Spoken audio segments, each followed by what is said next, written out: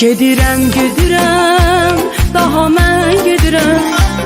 Gedirəm, gedirəm, səni tərk edirəm.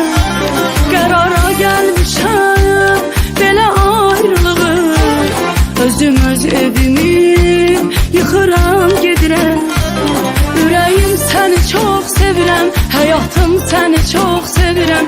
Vəfasız deyiləm, görürəm, bu yolun sonu yox, gedirəm. Gedirəm ki bu sevgim əsən yerlərə qalsın, danışan dillərə qalsın. Bilirəm sənsiz üzüm gülməyəcək, bu dərin dərdi bir kəs bilməyəcək.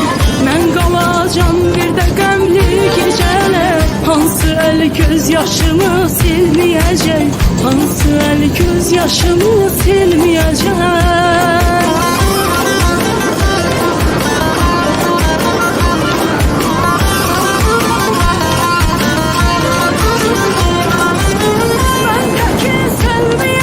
Kimse bu dünyada seni, sen unutma güzelim, dünya unutsa da beni.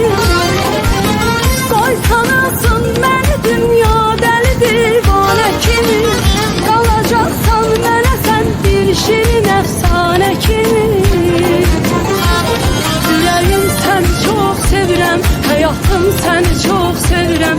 Vefasız değilim, görürem, bu yolun sonu yok, gedirem. Gedirəm ki bu sevgim əsən yerlərə qalsın, danışan dillərə qalsın. Bilirəm sənsiz üzüm gülməyəcək, bu dərin dərdi bir kəs bilməyəcək.